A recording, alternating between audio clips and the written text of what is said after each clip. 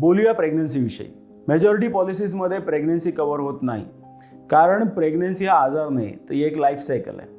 आणि life cycle असल्यामुळे तुमची प्रेग्नन्सी कुठल्याही इन्शुरन्स कंपनीच्या पॉलिसीमध्ये कव्हर होत नाही. आता गेल्या 5-6 वर्षांमध्ये इन्शुरन्स कंपन्या प्रेग्नन्सी रिलेटेड नवीन प्रोडक्ट डिझाईन करत आहेत, तरीसुद्धा त्याच्यावर वेटिंग पिरियड आहे. वेटिंग पिरियड 9 महिन्यांपासून 3 महिन्यांपर्यंतचा वेटिंग पिरियड आहे.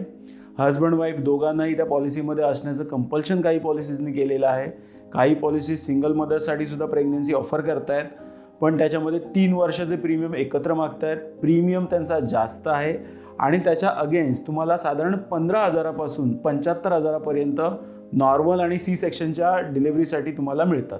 ग्रुप इन्शुरन्समध्ये ऑलमोस्ट बऱ्याच कंपन्या तुम्हाला प्रेग्नन्सी रिलेटेड हॉस्पिटलायझेशनचं कवर देतात. त्याच्यामध्ये सुद्धा 50,000 ते 70,000चं लिमिट बऱ्याच कंपन्या ठेवतात. जस्ट बिकॉज ते जर लिमिट काढून टाकलं तर त्यांचा प्रीमियम खूप जास्त वाढू शकतो, कारण ग्रुप हेल्थ इन्शुरन्सच्या पॉलिसी या टेलर मेड असतात.